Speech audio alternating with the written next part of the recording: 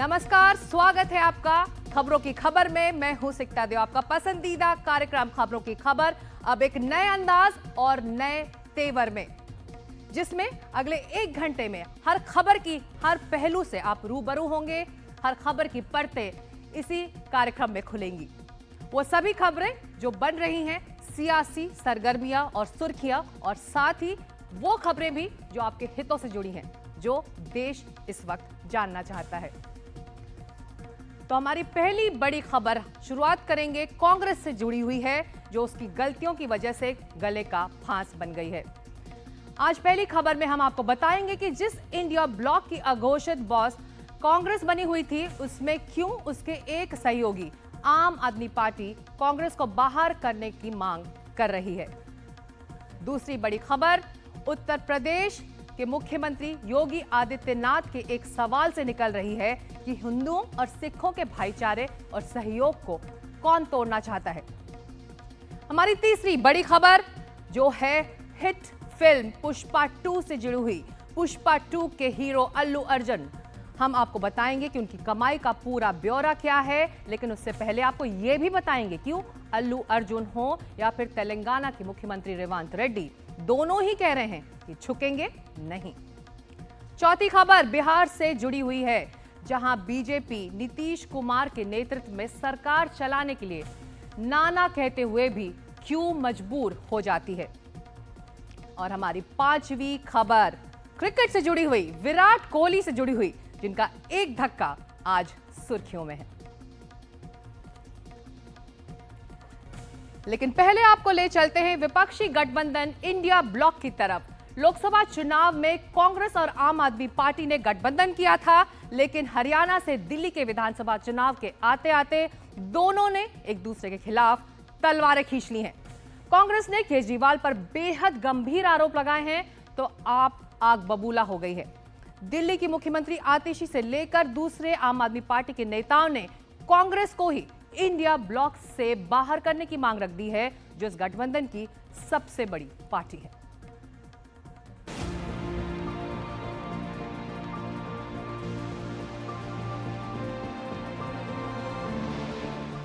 केजरीवाल को एक शब्द से उसको डिस्क्राइब करना हो, वो है फर्जीवाल।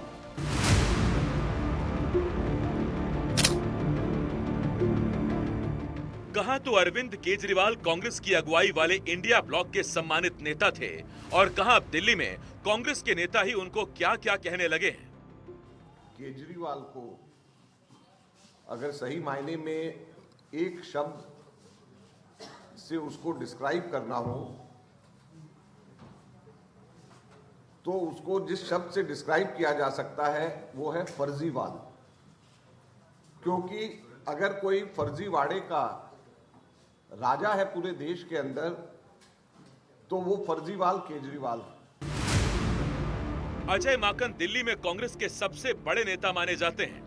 उन्होंने बुधवार को केजरीवाल और फिर आतिशी सरकार के 10 साल के कामकाज पर श्वेत पत्र पेश किया, लेकिन उसको देखकर आम आदमी पार्टी के नेता लाल पीले हो गए। वो इस कदर बिफरे हुए हैं कि कांग्रेस को अल्टीमेटम दे दिया। आपने कांग्रेस से कहा है कि या तो कांग्रेस 24 घंटे के भीतर अजय माकन पर कार्रवाई करे, नहीं तो इंडिया ब्लॉक से कांग्रेस को बाहर करने की मांग को आप आगे बढ़ाएगी। यानी आम आदमी पार्टी और दिल्ली में उसके मुख्यमंत्री आतिशी चाहती हैं कि कांग्रेस इंडिया छोड़े। कांग्रेस पार्टी भारतीय जनता पार्टी को नहीं जिताना चाहती। अगर उनकी भारतीय जनता पार्टी से सांठ गांठ नहीं है, तो फिर वो अगले 24 घंटे में अजय माकन के खिलाफ एक्शन ले, जिन्होंने अरविंद केजरीवाल जी को एंटी नेशनल कहा। वो यूथ कांग्रेस के नेताओं के खिलाफ एक्शन ले, जिन्होंने अरविंद केजरीवाल जी और मेरे खिलाफ एफआईआर दर्ज कराई। कांग्रेस के नेता दिल्ली वालों को बताएं कि संदीप दीक्षित जी, फरहाद सूरी जी का चुनाव लड़ने का पैसा कहां से आ रहा है। और अगर कांग्रेस पार्टी अपने नेताओं के खिलाफ एक्शन नहीं लेती है, तो फिर आम आदमी पार्टी इंडिया गठबंधन के बाकी सभी घटक दलों से बात करेगी कि कांग्रेस पार्टी के साथ अब एक अलायंस में नहीं रहा जा सकता। राजनीतिक अस्तित्व की लड़ाई या कहें कि बीजेपी के सामने होने से ऐसा भी हुआ है कि कांग्रेस और आम आदमी पार्टी साथ साथ आ गए, लेकिन वो बेमेल का गठबंधन चला नहीं। पहली बार 2013 में जब आपने 28 सीटें जीत ली तो कांग्रेस ने अपने 8 विधायकों की बैसाखी लगाकर केजरीवाल को मुख्यमंत्री बना दिया था, लेकिन वो सरकार 49 दिनों में ही धराशायी हो गई। उसके बाद 2024 के लोकसभा चुनावों में कांग्रेस और आपने गठबंधन किया था, लेकिन उस गठबंधन का कोई फायदा नहीं हुआ, तो दिल्ली के विधानसभा चुनावों में वो टूट गया।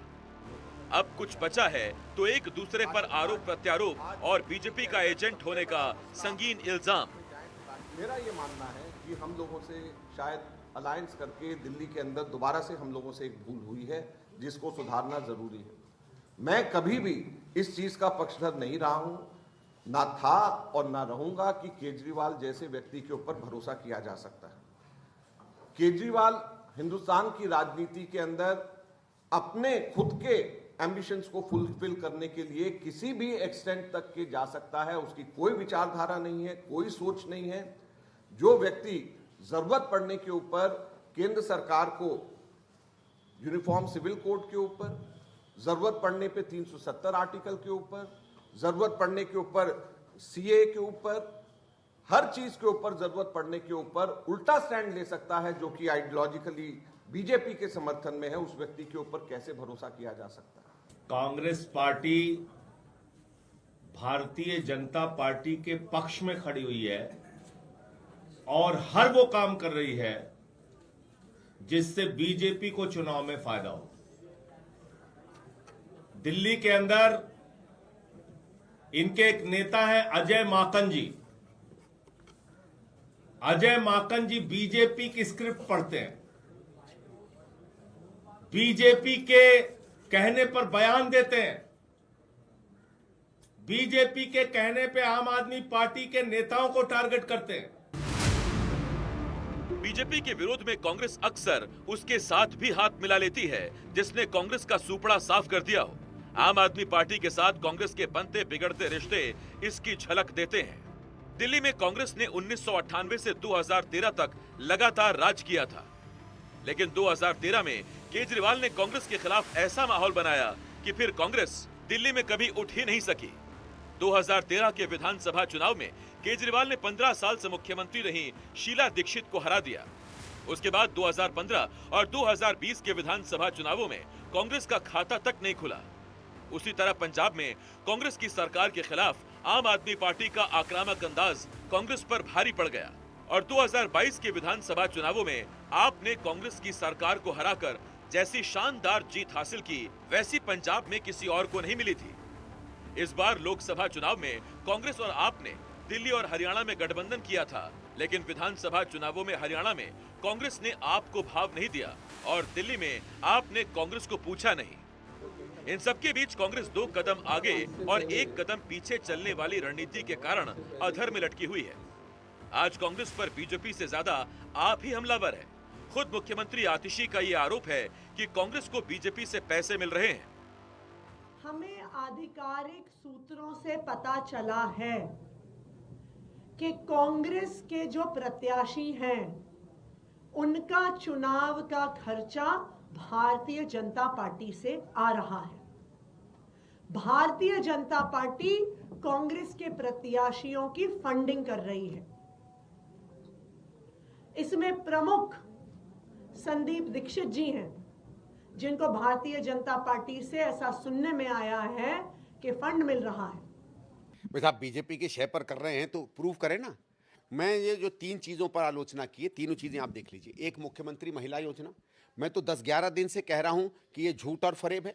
मैं ये नहीं कह रहा हूं कि 2100 की स्कीम की प्रॉमिस गलत है। कोई भी वायदा आप करो, कोई करे। 10 लाख दो यार, 15 लाख दो, मोदी जी ने भी 15 लाख दिए थे, आप भी प्रॉमिस कर दो।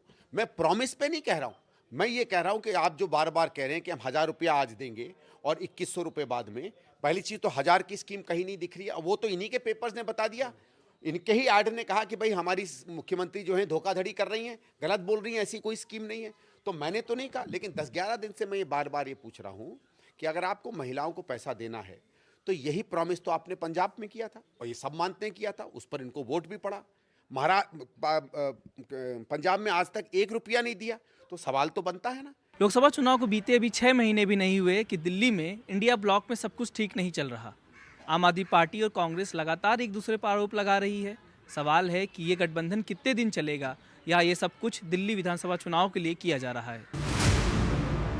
आप देख रही है कि बड़े मियां तो बड़े मियां, छोटे मियां भी सुभान अल्लाह। अजय माकन के तीखे हमलों से तिलमिलाई आप का घाव तब और हरा हो गया जब युवा कांग्रेस ने आपके दिल्ली में मुफ्त इलाज वाली संजीवनी योजना और महिलाओं को 2100 रुपए वाली योजना के खिलाफ पुलिस में केस दर्ज करा दिया, वो भी धोखाधड़ी और जालसाजी की शिकायत पर। ये पूरी मिनट्स ऑफ मीटिंग के अंदर उनका फाइनेंस डिपार्टमेंट और उनका जो महिला और बाल कल्याण विभाग है वो उसको नॉट रिकमेंड कर रहा है। जब आपके सरकारी विभाग इसको मान्य नहीं कर रहे, जब आपके अधिकारी आपकी नहीं सुन रहे हैं, तो आप दिल्ली के लोगों को, दिल्ली की महिलाओं को झूठे सपने आप क्यों दिखा रहे हैं? बुधवार को बीजेपी नेता प्रवेश वर्मा के घर पर कुछ महिलाओं को नोट वाले लिफाफे मिले थे। इस पर आम आदमी पार्टी ने बीजेपी पर हल्ला बोला, लेकिन कांग्रेस के हमले से अब आपने अपने आरोपों और सवालों की तोप कांग्रेस की तरफ मोड़ दी है। लिहाजा बीजेपी कांग्रेस और आप के दंगल के मजे ले रही है। कि मात्र 6 महीना पहले ये इंडी गठबंधन के रूप में ये साथ में चुनाव लड़े थे। अब साफ दिखाई पड़ता है कि इस तथाकथित मोहब्बत की दुकान के जितने भी किरदार थे, एक दूसरे के खिलाफ कितने नफरती और जहर भुजी बातें अपने दिल में रखे हुए थे। वैसे कांग्रेस से इंडिया ब्लॉक में शामिल कई दल कुछ मुद्दों पर नाराज चल रहे थे। नाराज सहयोगियों की सूची में नया नाम केजरीवाल का है, जो इस वक्त कांग्रेस पर बेहद आग बबूला है। दिल्ली से अश्विनी कुमार सिंह की रिपोर्ट, एनडीटीवी इंडिया के लिए।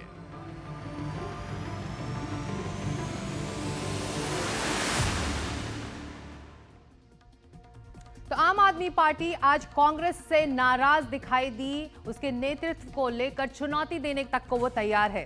तो अब नजर डाल लेते हैं कि इंडिया गठबंधन में कौन कौन से सहयोगी कांग्रेस को लेकर नाराज हैं, उसको नसीहत दे रहे हैं और नेतृत्व में फेरबदल या फिर नया चेहरा चाहते हैं। सबसे पहले बात कर लेते हैं अरविंद केजरीवाल की। अरविंद केजरीवाल की पार्टी आम आदमी पार्टी आज नाराज दिखाई दी। वो कांग्रेस को इंडिया ब्लॉक के नेतृत्व से हटाना चाहती है और कह रही है कि वो बाकी सहयोगियों से इस बारे में बात करेगी। क्यों? क्योंकि कांग्रेस ने आज वेलफेयर स्कीम्स, जिसको लेकर तमाम घोषणाएं आम आदमी पार्टी कर रही है, उसको चैलेंज किया है, उसको चुनौती दी है और कांग्रेस के अजय माकन ने तो अरविंद केजरीवाल को फर्जीवाल तक कह दिया। ऐसे में अब दूसरा कौन सा बड़ा नाम? दूसरा नाम है ममता बनर्जी का। कुछ दिनों पहले ममता बनर्जी कह चुकी हैं कि अगर इंडिया ब्लॉक में एक राय बनती है तो वो इंडिया ब्लॉक का चेहरा बन सकती हैं। और इसके बाद टीएमसी भी कह चुकी है कि अगर ममता बनर्जी को इंडिया ब्लॉक का चेहरा बनाया जाता है तो बीजेपी को कड़ी टक्कर मिल सकती है।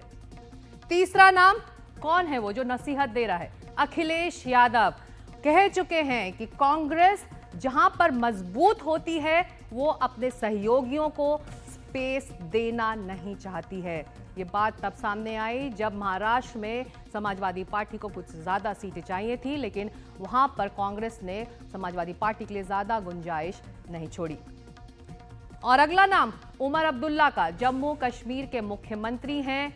इस वक्त काफी तादाद में, काफी संख्या के साथ वो लौटे हैं वहां पर सत्ता में और इसके बाद उन्होंने कांग्रेस को नसीहत दी है कि हर वक्त ईवीएम को जिम्मेदार ठहराना सही नहीं है। उसके बाद शरद पवार, एक अहम बड़ा चेहरा इंडिया ब्लॉक का, उन्होंने कहा कि ममता अगर इंडिया ब्लॉक का चेहरा बनती हैं तो इसमें उन्हें कोई परेशानी नहीं होगी और वो इस नाम के साथ रहेंगे। वहीं उद्धव ठाकरे जो अगला नाम है, जो कांग्रेस के नेतृत्व पर या फिर इंडिया ब्लॉक के कहे जाने वाले बॉस के तौर पर जो कांग्रेस बनकर उभरी है, उस पर सवाल उठाते हुए उनके गुट ने कहा है कि ममता बनर्जी के नाम पर उन्हें कोई परेशानी नहीं है।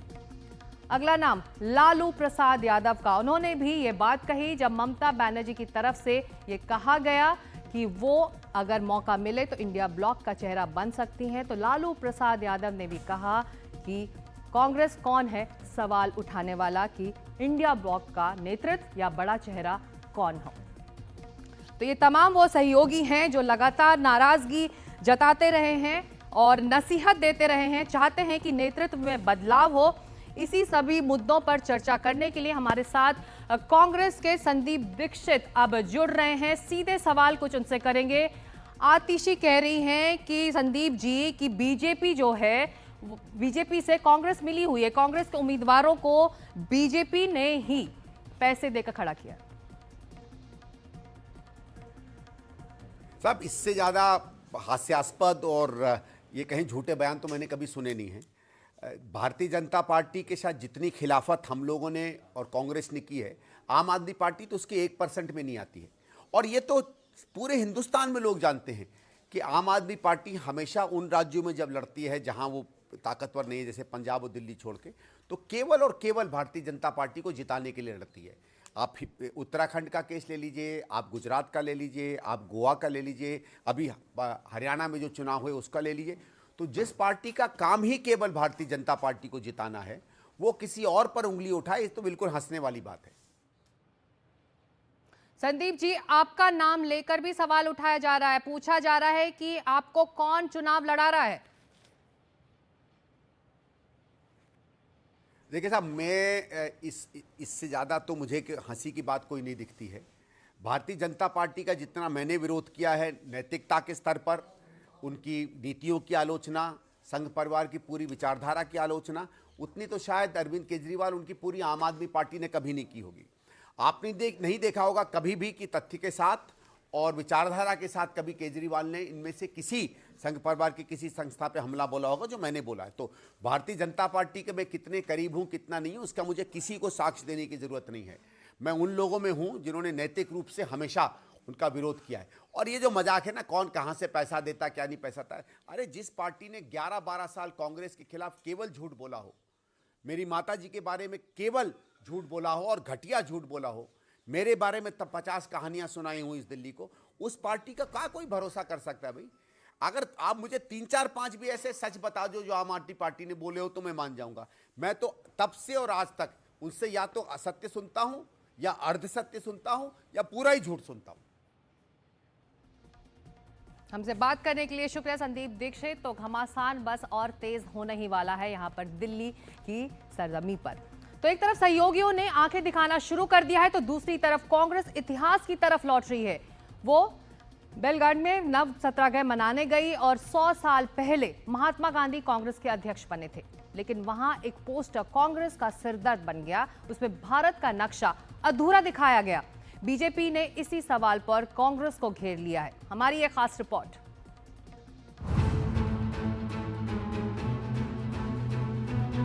नफरत के बाजार में मोहब्बत की दुकान खोल रहा हूं।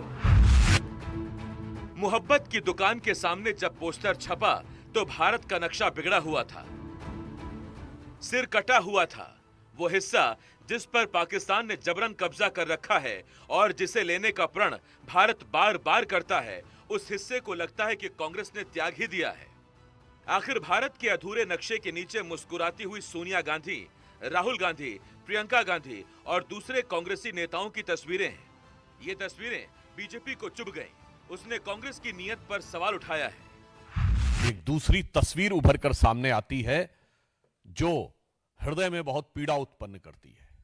बेलगावी में कांग्रेस के द्वारा जो आयोजन किया जा रहा है, उसमें बीजेपी कर्नाटक की तरफ से एक ट्वीट जारी होता है जिसमें भारत के नक्शे में पाक अधिकृत कश्मीर और अक्साई चिन्ह गायब दिखता है।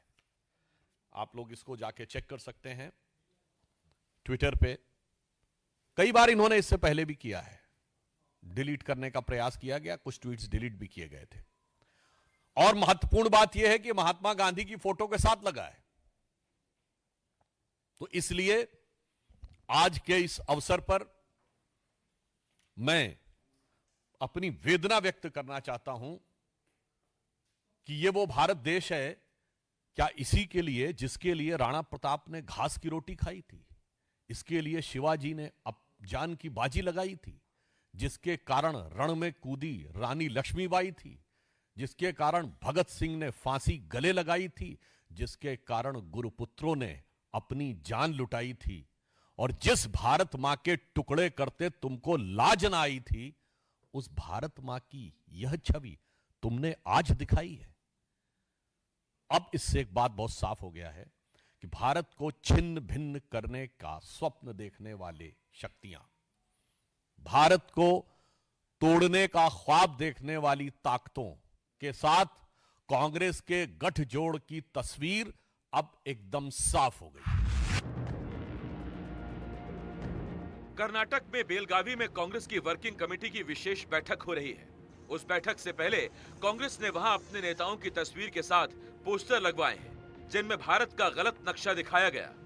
कहां तो बातें महात्मा गांधी, डॉक्टर भीमराव अंबेडकर और संविधान की होने वाली थी, और कहां उससे पहले भारत के खंडित नक्शे को दिखाकर कांग्रेस फंस गई। बेलगावी में कांग्रेस की विशेष बैठक इसलिए हो रही है कि 100 साल पहले महात्मा गांधी ने यहीं पर कांग्रेस की पहली और आखिरी अध्यक्षता की थी। अब कांग्रेस कह रही है कि बीजेपी उनके कार्यक्रम को बिगाड़ने के लिए प्रपंच रच रही है। अमित मल्लिया का नाम क्या है, झूठ मल्लिया, वो मैप असली है क्या, किसने डाला है, ये समझना है। कांग्रेस का जो मैप लगा है वो आप सारे देखिए। जो इस तरीके का सोच लोगे, आज इस ऐतिहासिक कार्यक्रम को डिस्टर्ब करने के लिए इस तरीके का काम इन लोग ने किया है। जनता भी समझ गया है। हम इस तरीके का जो आप कुछ भी करो, इनका काम है। तो हम लोग ने इस देश को बचाने के लिए और सभी वर्ग, सभी समाज, युवा, छात्र लोग और संविधान को बचाने के लिए और लोकतंत्र बचाने के लिए हमारा सोच है, वो करते रहेंगे। कांग्रेस को लग रहा है कि बीजेपी देश के नक्शे के बहाने उसका नक्शा बिगाड़ना चाहती है, लेकिन आपके लिए जानना जरूरी है कि पाकिस्तान के कब्जे वाले कश्मीर का मतलब क्या है। 1947 में देश के विभाजन के बाद पाकिस्तान ने कश्मीर पर कब्जा कर लिया, जो भारत का हिस्सा था। उस समय उसने जिस क्षेत्र पर कब्जा किया उसे पाकिस्तान अधिकृत कश्मीर कहते हैं। उस पाकिस्तानी कब्जे वाले कश्मीर को वापस लाने का संकल्प भारत बार बार लेता रहा है। योगी हमारा था, है और रहेगा। मुझे लगता है कि उसकी नौबत नहीं आएगी। योगी के लोग स्वयं डिमांड करेंगे कि हम भारत के साथ जाना चाहते हैं। राहुल बाबा, आज प्रयागराज की पवित्र धरती पर मैं कहकर जाता हूं, ये पाक ऑक्यूपाई कश्मीर हमारा है, हमारा रहेगा और हम इसको लेकर रहे। ये सब उस वक्त हुआ है जब देश गुरु गोविंद सिंह के बेटों के बलिदान के अवसर आज ही वीर बाल दिवस मनाता है। बीजेपी पूछ रही है कि देश के नक्शे को तोड़ने वाली तस्वीर दिखाने के लिए कांग्रेस को क्या यही दिन मिला था? वहीं कांग्रेस उन अमर बाल बलिदानियों को याद कर रही है।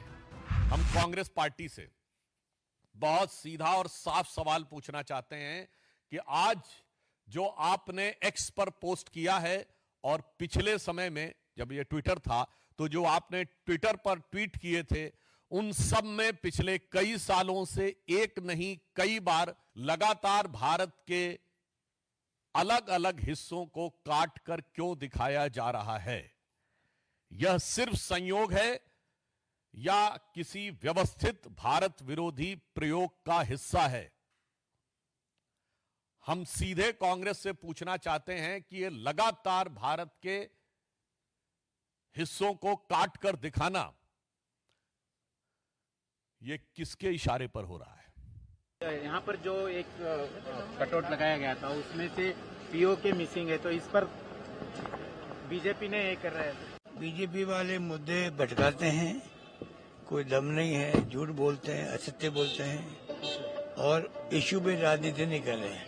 हम लोग राहुल गांधी कहते हैं कि हमारी लड़ाई जो है विचारधारा की लड़ाई है, हम उस पर चलते हैं, वो लोग उस पर नहीं चलते। क्या पीओ के भारत का भाग है या नहीं सर? सर, पीओ के भारत का भाग है या नहीं सर? जिस पोस्टर में भारत के अधूरे नक्शे को दिखाया गया है उसमें कांग्रेस के नेताओं की तस्वीर तो है ही, उसमें महात्मा गांधी की भी बड़ी सी तस्वीर है। वो महात्मा गांधी ही थे जो भारत के बंटवारे का विरोध कर रहे थे, लेकिन उनके विरोध के बावजूद तब देश बंट गया था। लेकिन किसने सोचा था कि जिस कांग्रेस को गांधी जी ने आजादी की लड़ाई का संगठन बना दिया था, उसी कांग्रेस के नेताओं के पोस्टर में भारत के अधूरे नक्शे दिखाए जाएंगे। एनडीटीवी इंडिया के लिए बेंगलुरु से नेहाल किदवई की रिपोर्ट। बढ़ते हैं आगे अगली खबर की तरफ। फिल्म पुष्पा 2 के हीरो अल्लू अर्जुन से जुड़ा विवाद किस ओर जाएगा नहीं कहा जा सकता, लेकिन जैसे जैसे समय बीत रहा है ये लड़ाई राजनीतिक होती दिख रही है। आज तेलंगाना के सीएम ने जो बयान दिया उससे भी लग रहा है कि राज्य की कांग्रेस सरकार झुकने के मूड में नहीं है।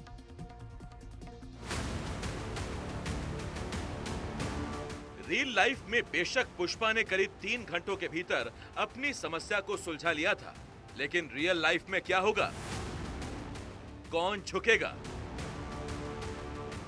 तेलंगाना के मुख्यमंत्री रेवंत रेड्डी ने टॉलीवुड के दिग्गजों से मुलाकात की, मुस्कुराते हुए गुलदस्ता और शॉल भी ले लिए, लेकिन राहत देने वाले 2 लफ्ज नहीं कहे।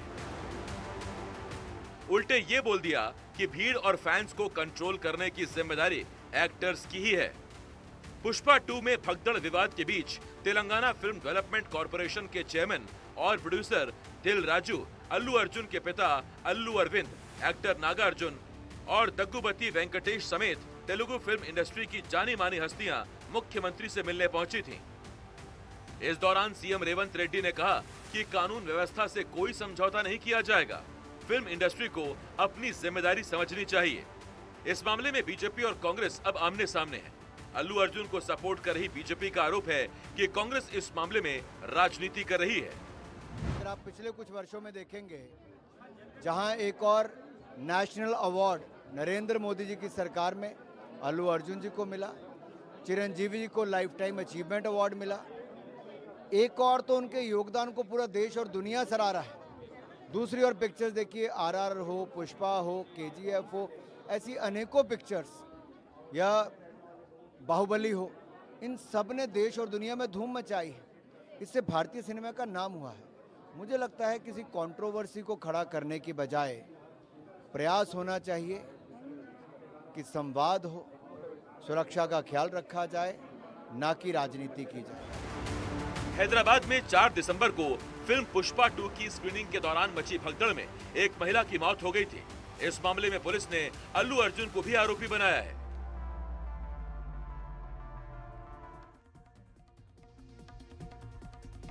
तो मामला पुष्पा 2 की स्क्रीनिंग के दौरान मची भगदड़ का है और हम आपको बता दें कि दीवानगी की हद तक अल्लू अर्जुन के फैंस उनसे प्यार करते हैं।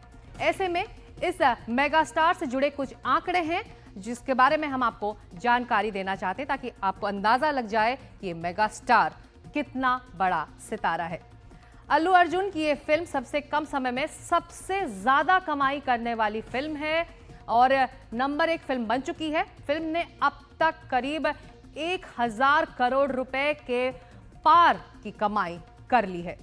अगला आंकड़ा, अकेले हिंदी की कमाई में यह आंकड़ा 690 करोड़ रुपए का है, यानी कि हिंदी की कमाई में भी रिकॉर्ड तोड़ कामयाबी अल्लू अर्जुन ने हासिल की है।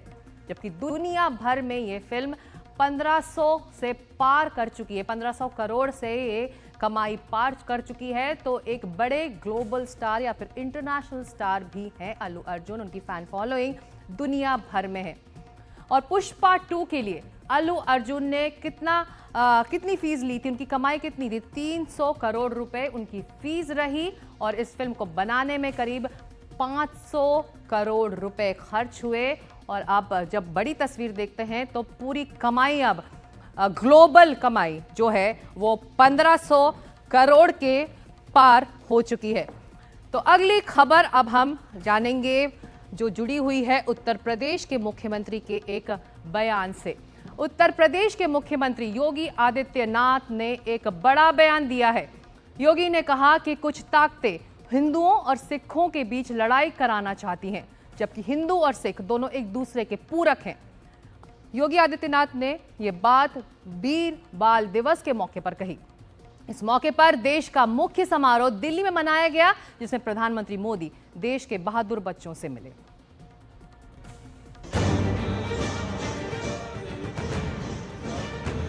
हमें देश के उन दुश्मनों को समझना होगा, उन दुश्मनों से सावधान रहना होगा कौन आपस में हिंदू और सिखों को लड़ाने का कुछ प्रयास कर रहे हैं। तो एक दूसरे के पूरक है।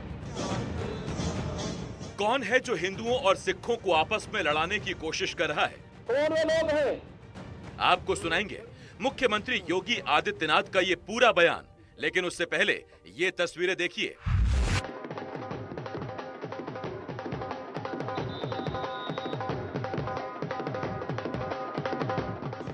वीर बाल दिवस पर दिल्ली से लखनऊ तक श्रद्धा, समर्पण और स्नेह की तस्वीर दिखी।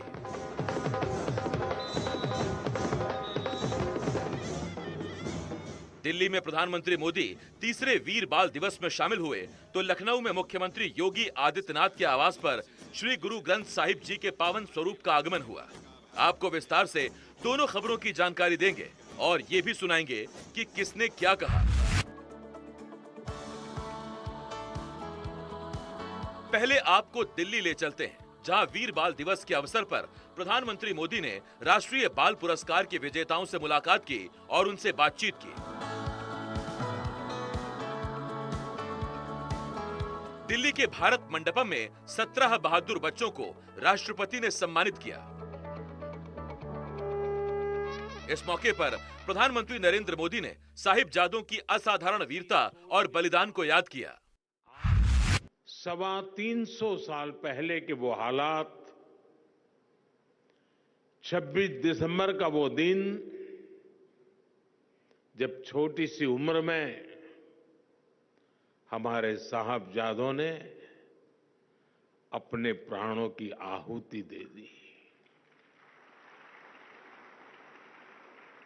साहिबजादा जोरावर सिंह और साहिबजादा फतेह सिंह की आयु कम थी, लेकिन उनका हौसला आसमान से भी ऊंचा था। प्रधानमंत्री मोदी जिन साहिबजादों की बात कर रहे हैं, उनके बारे में आपको जानना चाहिए। जब मुगलों का हमला हुआ तो माता गुजरी अपने रसोइये के साथ छोटे साहिबजादों बाबा जोरावर सिंह और बाबा फतेह सिंह को लेकर उसके घर चली गई, लेकिन रसोइये ने माता गुजरी और साहिबजादों को सरहिंद के नवाब वजीर खान के सिपाहियों के हाथों पकड़वा दिया था। 26 दिसंबर 1705 के दिन दोनों साहिबजादों को दीवार में जिंदा चुनवा दिया गया था। साहिबजादों ने मुगल सल्तनत के हर लालच को ठुकराया, हर अत्याचार को सहा। जब वजीर खान ने उन्हें दीवार में चुनवाने का आदेश दिया तो साहिबजादों ने उसे पूरी वीरता से स्वीकार किया। साहिबजादों ने उन्हें गुरु अर्जन देव, गुरु तेग बहादुर और गुरु गोविंद सिंह की वीरता याद दिलाई। ये वीरता हमारी आस्था का आत्मबल था। उधर लखनऊ में वीर बाल दिवस के मौके पर मुख्यमंत्री योगी आदित्यनाथ के आवास पर श्री गुरु ग्रंथ साहिब जी के पवित्र स्वरूप को लाया गया।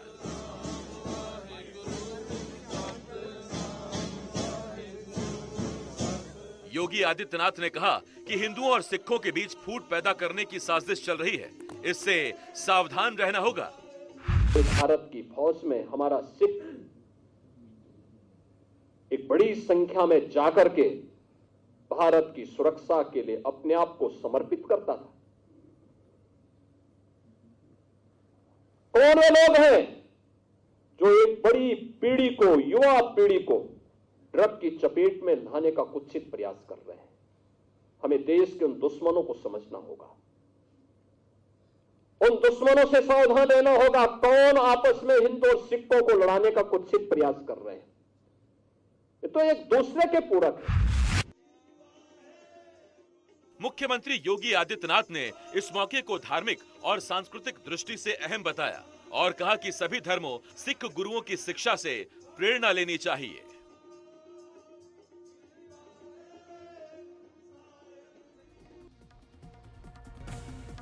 तो आखिर योगी आदित्यनाथ ने क्यों कहा कि हिंदुओं और सिखों को लड़ाने की कोशिश हो रही है? 4 पॉइंट में आपको हम पूरी बात समझाते हैं। मंगलवार को पीलीभीत में खालिस्तानी आतंकी मारे गए। खालिस्तान जिंदा फोर्स ने फिर योगी आदित्यनाथ को धमकी दी। खालिस्तान जिंदा फोर्स भारत की अखंडता का दुश्मन है। खालिस्तान जिंदा फोर्स धर्म के नाम पर लोगों को भड़काता है। जाहिर है योगी उन्हीं लोगों से जनता को आगाह कर रहे हैं जो धर्म के नाम पर देश का अहित करना चाहते हैं। और अब आगे बढ़ते हैं। अगली खबर बिहार से जुड़ी हुई, जहां एनडीए में सत्ता की महत्वाकांक्षा टकरा रही है। नीतीश कुमार की पार्टी को लगता है कि उनके नेता ही अगली बार भी बिहार के मुख्यमंत्री बनेंगे, लेकिन बीजेपी बार बार अपने मुख्यमंत्री का सपना देख रही है। फिर ऐसा क्या हो रहा है? बिहार बीजेपी के नेता नीतीश कुमार के नाम पर झुक जा रहे हैं। इसको समझाने के लिए देखिए हमारी ये एक खास रिपोर्ट।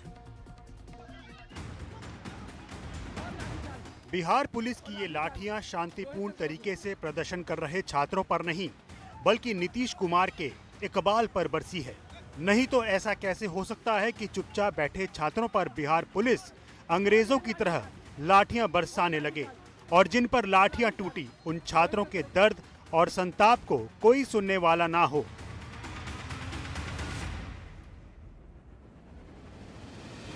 सबको पुलिस ने मारा है, बहन लोगों को पेट में मारा है, ऐसा ऐसा कस के कि देखिए यहाँ बहन है, सबको मारा गया दौड़ा दौड़ा के। हम लोग कोई उपद्रवी नहीं है, धरना देने नहीं गए थे, मारपीट करने नहीं गए थे, लेकिन सबको मारा गया है। हम लोग बहुत अच्छे से जाके वहाँ पे अपना बात रखना चाह रहे थे, लेकिन ये लोग जो बेवजह जो है पुलिस वाले जो लाठी चार्ज कर दिया हम लोगों पे। हम लोग अपना बात रखना चाह रहे थे। 8 दिन से हम लोग जो अनशन पे है, हमारे भाई लोग अनशन पे है, इसका मतलब रखा है।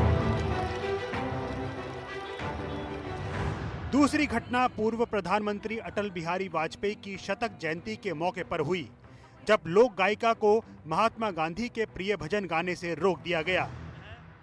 जय श्री राम, जय श्री राम। इस घटना के बाद सवाल उठता है कि क्या बिहार में नीतीश कुमार और बीजेपी के बीच सब कुछ ठीक ठाक है, या चुनावी साल में कुछ बड़ी हलचल होने वाली है। इसकी एक झलक अटल जयंती पर ही बिहार के उप मुख्यमंत्री विजय कुमार सिन्हा के बयान से दिख गई। लेकिन अभी मिशन पूरा नहीं हुआ है, मिशन अधूरा है। भाजपा की अपनी सरकार हो तभी सभी अटल जी के प्रति सच्ची श्रद्धांजलि होगी, तभी हमारा और आपकी मन के अंदर आग और फर्क शांत होगा। विजय कुमार सिन्हा जब बिहार विधानसभा के स्पीकर थे तो मुख्यमंत्री नीतीश कुमार से उनकी अक्सर ठनी रहती थी। एक बार तो सदन में ही नीतीश कुमार स्पीकर पद पर बैठे सिन्हा पर बुरी तरह बरस पड़े थे। माननीय मुख्यमंत्री सुना जाए, चलेगा इस तरह से नहीं चलेगा, ये बिल्कुल आप ही बता दें, जैसे चले उसी तरह चलाएंगे। आप कौन है जो आप कह रहे हैं कि आज नहीं इसको दूसरे दिन देंगे? मैं आसन से संरक्षित सदस्यों को करने के लिए करिएगा। और आपको मालूम है भी हमने क्या कहा, 60 दिन के अंदर पूरी इंक्वायरी करो। बिहार की राजनीति को जानने वालों का मानना है कि विजय कुमार सिन्हा वाले केस के बाद ही नीतीश कुमार ने बीजेपी से तब दूरी बनाई थी और आरजेडी के साथ सरकार बनाई थी।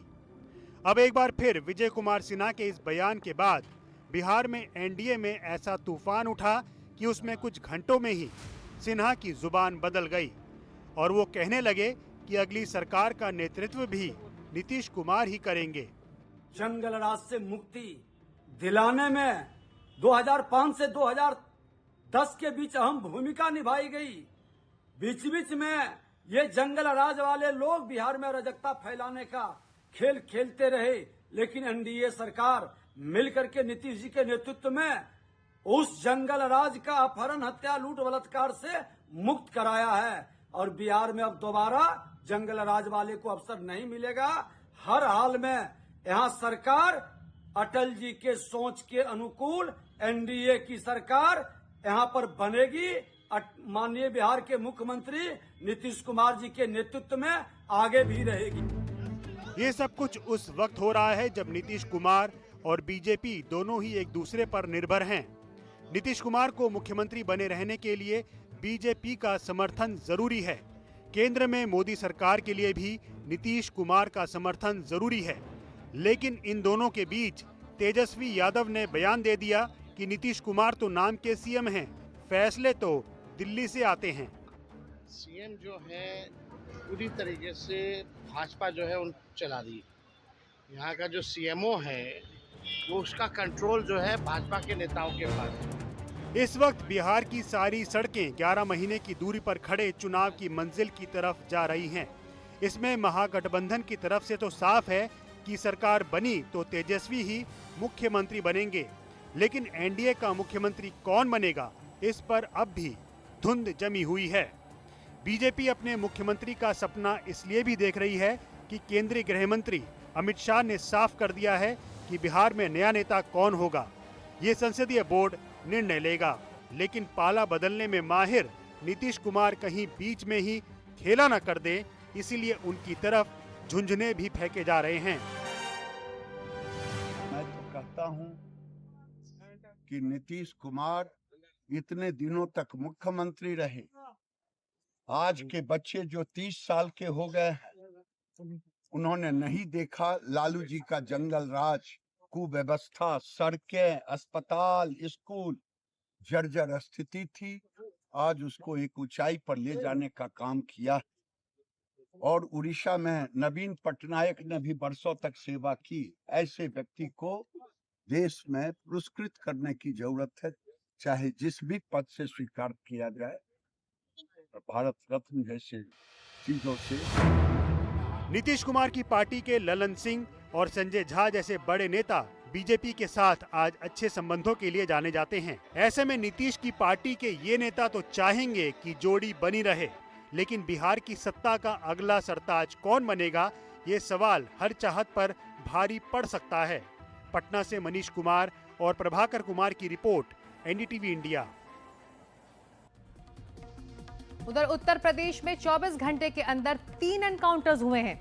इनमें वाराणसी का वो आरोपी भी शामिल है जिसने एक बच्ची की बेहद क्रूरता से हत्या कर दी थी। 3 मामलों में आरोपी एनकाउंटर के दौरान जख्मी हुए, जिसके बाद पुलिस ने उन्हें गिरफ्तार कर लिया। वाराणसी में जिस 60 साल की बच्ची की बेहद क्रूरता के साथ हत्या कर दी गई थी, उसके आरोपी को पुलिस ने एक मुठभेड़ के बाद अपने गिरफ्त में ले लिया। खबर के मुताबिक आरोपी इरशाद ने पुलिस को देखकर फायरिंग की और भागने लगा। जवाब में पुलिस ने उसके पैर पर गोली चला दी। टीमें गठित कर इसकी जब छानबीन की गई तो इरशाद की जो लोकेशन है वो यहीं सूजाबाद के पास ही डोमरी है, वहाँ पे इसका गंगा घाट किनारे लोकेशन मिली थी। टीमों ने जब दबिश दी तो इसने पुलिस टीम पर फायरिंग कर दी थी और जवाबी फायरिंग में इसको भी गोली लगी। इसने पूछताछ के दौरान ये बताया कि ये जो इसने दुष्कर्म करने के नियत से बच्ची को घर के अंदर खींचा था। असफल होने पर बच्ची किसी को बता ना दे कि इसने ये प्रयास किया है। इसने पहले गला दबाया और जब इसको लगा कि ये कहीं बच ना जाए तो इसने बाहर ले जा करके पत्थर से इसके सर को 4 बार कूच दिया। गौरव बासवाल ने बताया कि आरोपी इरशाद ने 8 साल की बच्ची को जबरदस्ती अपने घर में खींचकर उसके साथ गलत काम करने की कोशिश की। जब वो इसमें कामयाब नहीं हो पाया तो उसने बच्ची की पत्थर से कुचलकर हत्या कर दी। आरोप है कि इरशाद ने 8 साल की बच्ची से दरिंदगी की कोशिश की और नाकाम रहने के बाद उसकी हत्या कर दी। सीसीटीवी से मिली तस्वीरों में बच्ची दुकान की तरफ जाती दिख रही है। आरोपी उसे खींचकर बोरे में बंद कर देता है। बाद में लड़की का शव एक स्कूल के कैंपस में मिलता है। इसके अलावा लखनऊ में 2 अलग अलग मामलों में अपराधियों और पुलिस के बीच भिड़ंत हुई। पहला मामला आलमबाग इलाके में एक पूर्व सैनिक के घर पर बम से हमला करने का है। इस मामले में पुलिस ने मोहम्मद शमीम और आकाश गौतम नाम के अपराधियों को एनकाउंटर के बाद गिरफ्तार कर लिया। दूसरा मामला गोमती नगर एक्सटेंशन का है, जहां लूट के आरोपी अमन सिंह और वीर यादव एनकाउंटर के बाद गिरफ्तार किए गए। तब पुलिस ने एक संदिग्ध बाइक सवार व्यक्ति को रोकने का प्रयास करा, जिस पर कि उस व्यक्ति ने पलटकर पुलिस पे फायरिंग कर दी। आत्मरक्षार्थ हेतु पुलिस ने जब फायरिंग करी तो इस व्यक्ति के पांव में गोली लगी है। इस व्यक्ति का नाम मोहम्मद शमीम बताया गया है। इसके ऊपर लगभग 2 दर्जन नकबजनी, लूट एवं बलात्कार के मुकदमे भी हैं। इसको घायल को तत्काल ही निकटतम अस्पताल में उपचार हेतु भेजा गया है एवं इस घटना में कारित करने वाला एक अन्य व्यक्ति आकाश गौतम, जिसके ऊपर भी लगभग 1 दर्जन नकबजनी के मुकदमे हैं, उसको भी गिरफ्तार कर लिया गया है। हाल ही में यूपी पुलिस ने कई अपराधियों को एनकाउंटर में या तो मारा है या गिरफ्तारी की है। पीलीभीत में 3 खालिस्तानी आतंकी मारे गए थे। लखनऊ बैंक लूट केस के आरोपियों की भी एनकाउंटर के बाद गिरफ्तारी हुई थी।